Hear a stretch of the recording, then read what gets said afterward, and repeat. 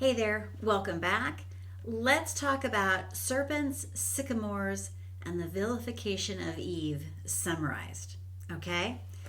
Ever wonder why Eve was tempted to eat the forbidden fruit first in the biblical story of Adam and Eve? It's quite a captivating tale with more layers than a lasagna.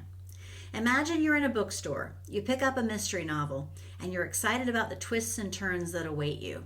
Now, think of that Bible as the mystery novel, and the story of Adam and Eve as one of its most intriguing chapters.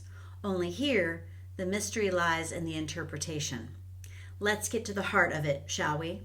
The Hebrews were not big fans of asherim, a symbol of the female religion. And if you remember, asherim is a variety of fig tree. So it was equivalent to how some people feel about pineapple on pizza. Absolute disdain. And this symbol was often represented as a tree by the altar, almost like a Christmas tree at a church. In a plot twist, the tree of the forbidden fruit in the creation story, which supposedly offered knowledge and sexual consciousness, is believed to be a warning against indulging in the fruit of the asherim, the fig.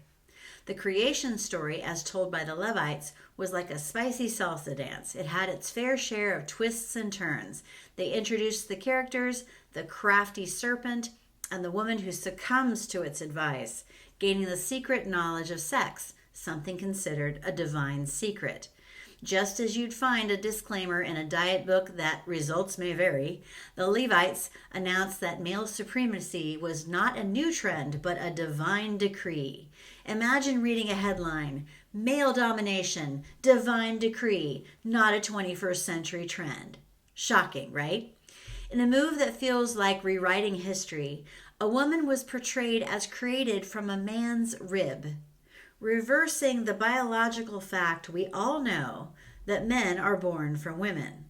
You'd expect the story to go with Eve and Adam deciding to eat the fruit together, like sharing a candy bar. But no, the story pins the blame on Eve alone, almost like she pulled the last straw. This was a clever way to place women as the original sinners and men as the dominant gender.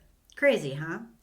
How stories can be spun and interpreted differently to serve different purposes. Does it make you look at the Adam and Eve story in a new light? Merlin Stone, in her book, When God Was a Woman, explains, quote, "Any unpleasant reminder or remnant of being born of woman had to be denied and changed. Just as in the myth of the creation through an act of masturbation by the Egyptian Ptah, the divine ancestress was written out of reality. We are then informed that the woman made in this manner was presented as a gift to the man, declaring and assuring her status among those who accepted the myth as the property of the male. It tells us that she was given to him to keep him from loneliness, as a helper fit for him.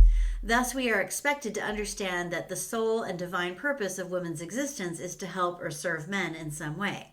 Stone continues, "But it was vitally important to the construction of the Levite myth that they did not both decide to eat the forbidden fruit together, which would have been a more logical turn for the tale to take since the fruit symbolized sexual consciousness.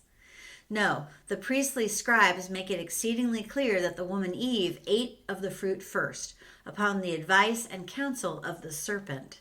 This would make the original sin Eve's fault, and as the sinner, letting Adam off the hook and placing him as the dominant gender." Unquote. So there you have it. Now you know the behind-the-scenes view of why women, under the thumb of patriarchal domination, are deemed as second-class citizens. To find out more about how women eventually called bullshit on this male-driven, politically engineered divine decree, keep following me for more videos about my book, We Aren't Going Back, A History of Women's Social Progress Over 200 Years, which is available on Amazon.